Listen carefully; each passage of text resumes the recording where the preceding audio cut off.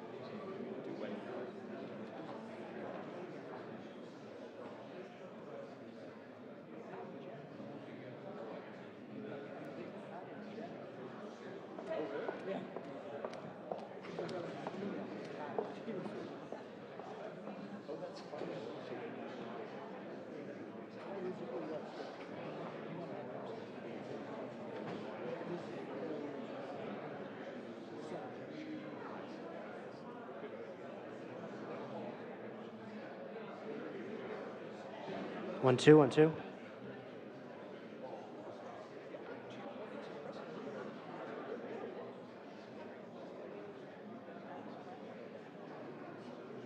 Distinguished guests, the President of the United States, accompanied by the Vice President of the United States.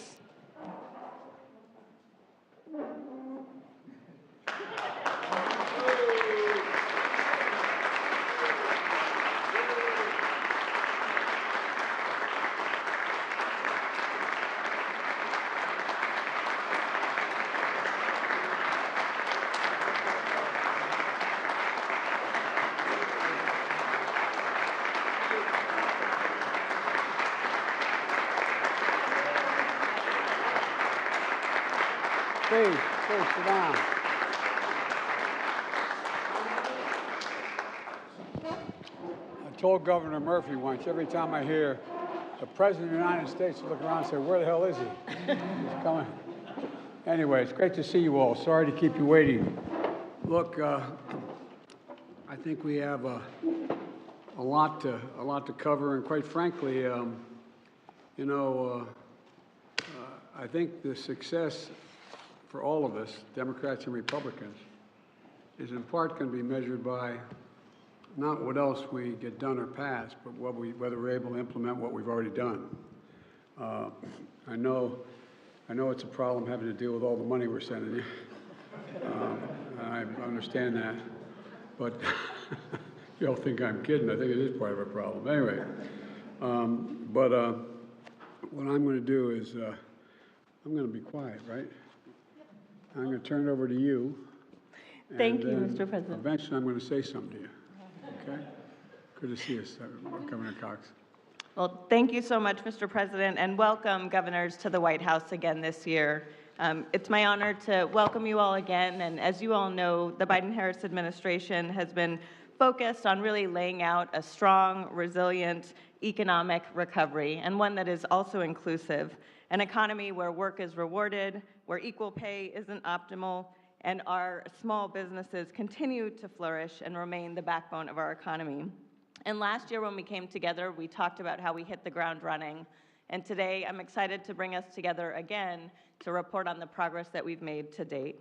But before we get started with the President and the Vice President, I wanted to turn it over to NGA's Vice Chair, Spencer Cox, from the state of Utah. Spencer? Thank you very much, Mr. President, Madam Vice President. Thank you for hosting us again. We're excited to be back in the White House with you. We're grateful for all the work that's been done. You may know this. We just spent some time with your cabinet members and some of your senior advisors. They were incredibly helpful. We thank them. I just want to thank you, Mr. President, for your sacrifice and the sacrifice of your family in serving our country. As chief executives, we understand a little bit the pressure that you face, the long nights, the hard days, the big decisions that you have to make, and we honor and respect your service to our country. I will just remind you that you are in a room full of my wife said I can't use my farm words, so the Get Stuff Done caucus. Governors get stuff done. I know we've heard you refer to Mitch as the hurry the hell up to get stuff done. So we are partners with you in getting that stuff done, and we look forward to working closely with you. Thank you, Mr. President. Well, thanks, Gov. And now we'll hear from our Vice President. Madam Vice President?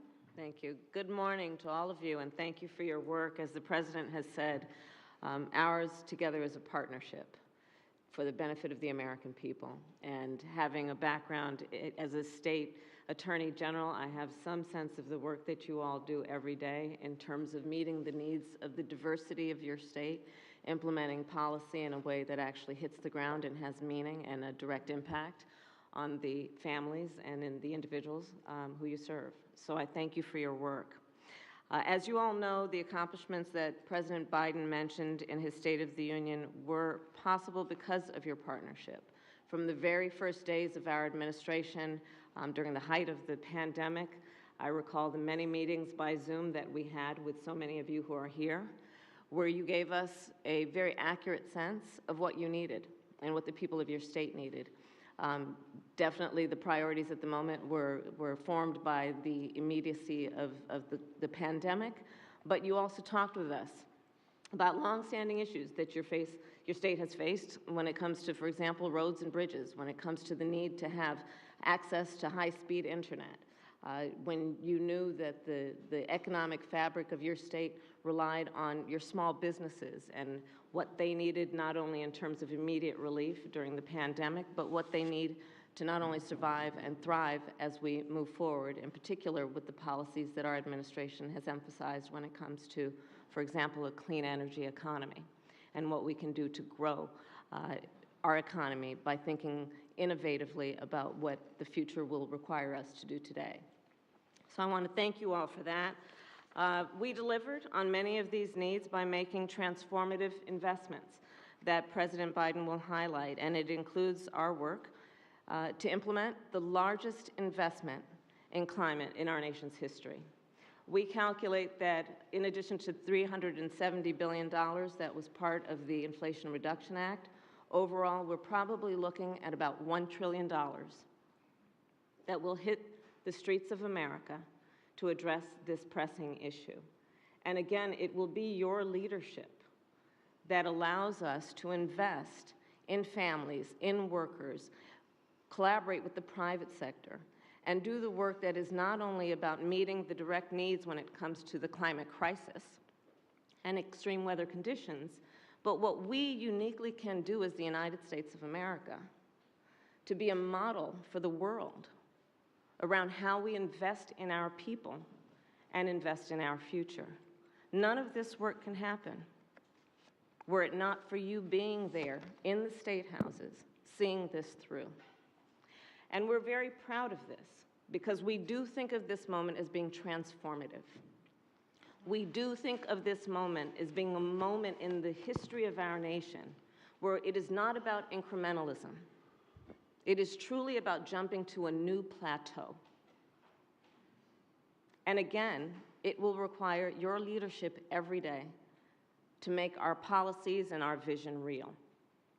So I thank you for that. In the past year, I've met with 35 governors. Just this year, I've been to 9 states in 5 weeks, and I've had the opportunity to do what I intend to continue to do, which is to lift up your leadership. I underscored recently, for example, in North Carolina with Governor Cooper, the work that we are doing to support CDFIs, community banks, which support small businesses, both in their creation but also in their growth. Governor Josh Shapiro and I were together with the President in Pennsylvania to talk about what we need to do to implement our policy of, in the next 9 years now, removing all lead pipes and service lines in our nation, which has the benefit of not only allowing the work to happen, which means supporting the workers who do that, but also understanding the direct impact to public health and public education, in that, of course, the toxic water coming through those lead pipes has a direct impact on the ability of our children to learn. The work that we have been doing includes the work that was a part of my visit yesterday to Minnesota. Governor Walz, I talked about you. Where are you? I talked about you, mentioning that you were here, but your extraordinary leadership as a governor in passing legislation, working with your legislature in a way that will be a model around how states can actually reduce greenhouse gas emissions, all the while still allowing a transition into a clean energy economy. So this is the work we will continue to do over the course of this year. And in conclusion, I'll say that for so many of us, and certainly for me, I think that the theme of this year should be, for all of us, momentum. And this is not a partisan point.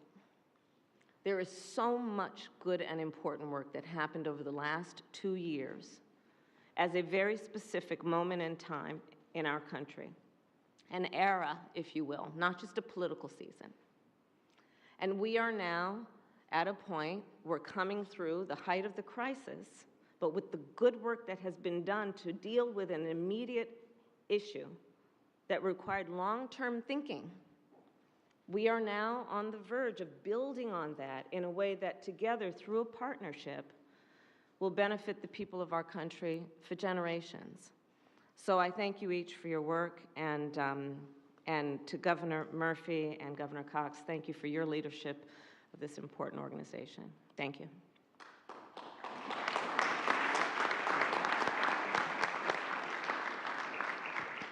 And I'd now like to turn it over to the Chair of NGA, Governor Murphy from New Jersey. Thank you, Julie. Mr. President, Madam Vice President, I echo Governor Cox's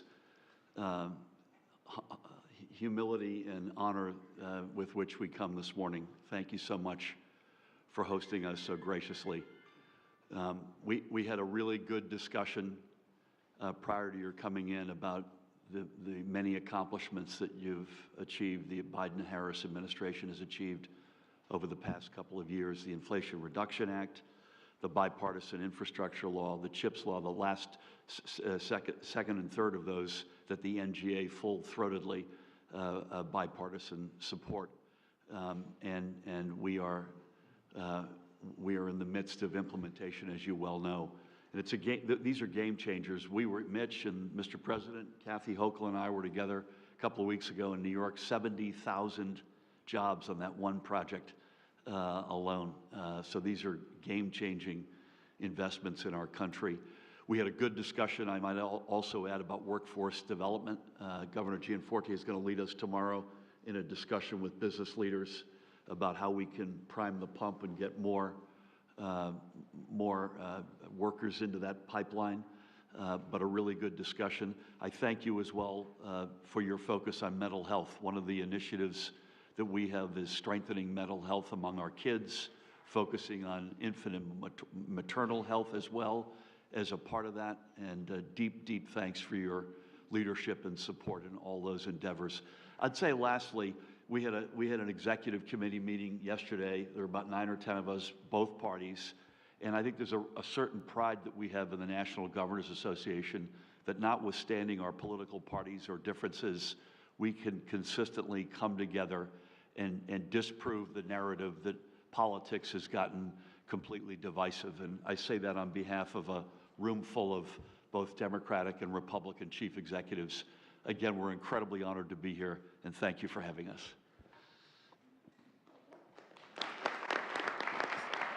Thanks, Dave. Gov, thanks. And, you know, we're honored to have you all. You guys make the trains run on time, figuratively speaking. Without you, none of this works. I mean, I really mean it. None of it works. And one of the things we have to do this year is we have, in a sense, almost too much to work with, because we got a lot we got to get done that we've already passed. And not even talking about new legislation, just what has already been passed. And you know, I know a lot of folks like to, and both our parties and the talking heads like to say there's not bipartisanship. 75% of what we did would not have happened without flat bipartisan. We would not have a $1.2 trillion infrastructure bill. That was a bipartisan initiative, real, and with many of you governors helping us push it over the line. We would not be in a position with the CHIPS Act, which is going to invest over $300 billion in the near term in the United States, making these chips and growing the economy. That was a bipartisan effort. We go down the list. And so I just think that one of the things we have a chance to do this year is disprove that we're just a broken system, that we're divided. We're just based on extremes in both parties, and we can't get anything done.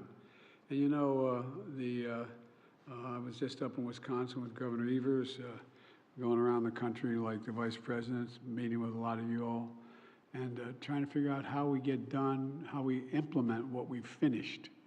For example, I asked a former governor, by the way, if you notice, I hired a lot of governors in my cabinet. Granholm, Raimondo, Vilsack, et cetera, because you know how to get things done. And that's most of what we have to do now. It seems to me that when I came to office, to state the obvious, the pandemic was raging. And it wasn't anybody's particular fault, it was just raging. And, but we acted, we came together. And a lot of governors helped a great deal in terms of acting together.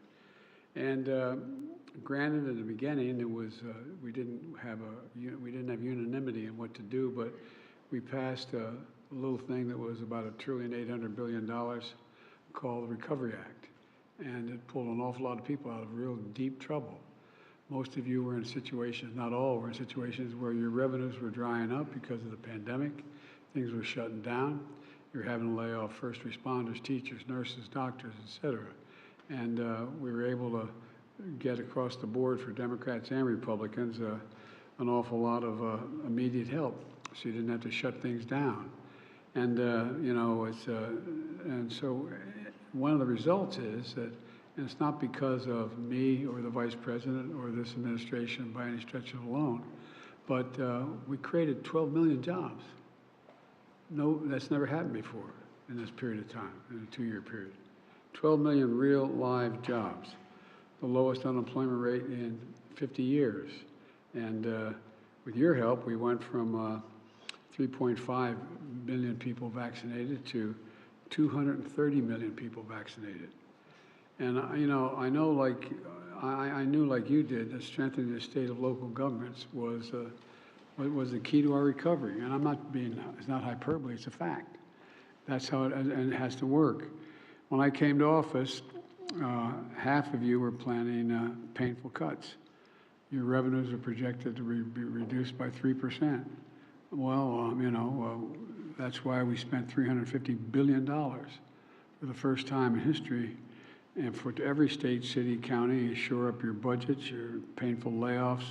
You put a lot of cops back to work, you put a lot of teachers back to work. Go down the list. I won't bore you with the detail because you've forgotten more about it than anybody else knows.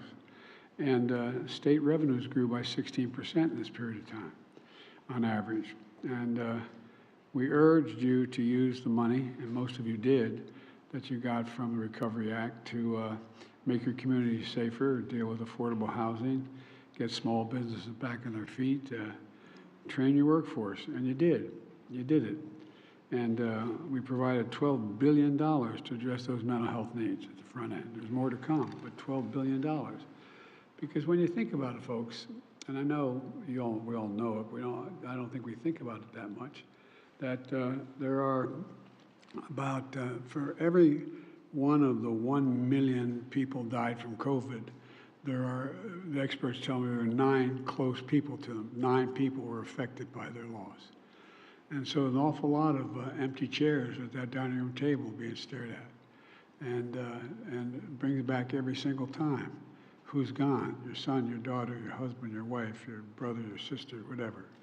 And so well, one of the things we did was, and it was Governor Murphy's prodding, to move in a significant way to deal with the mental health problems, and they're real.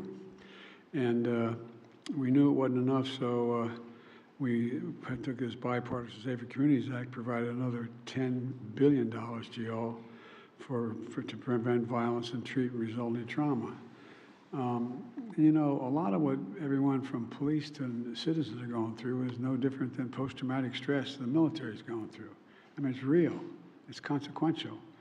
$2 billion of that was for young people in particular to pay for things like school counselors.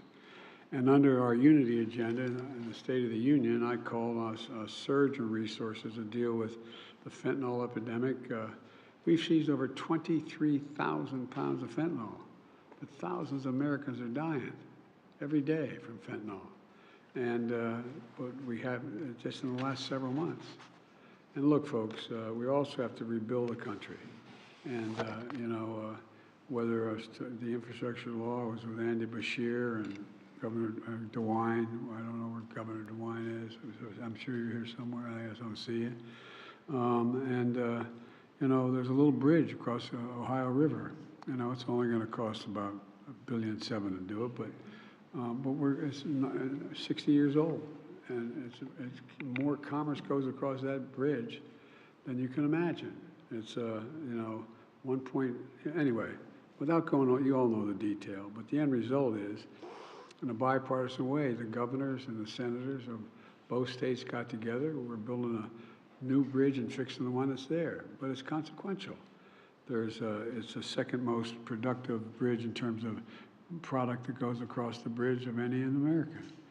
And you know, we've seen some spirited debate, but the point of this is we were able to do all this and still cut the deficit by $1.7 trillion the last 2 years, the largest deficit reduction in history.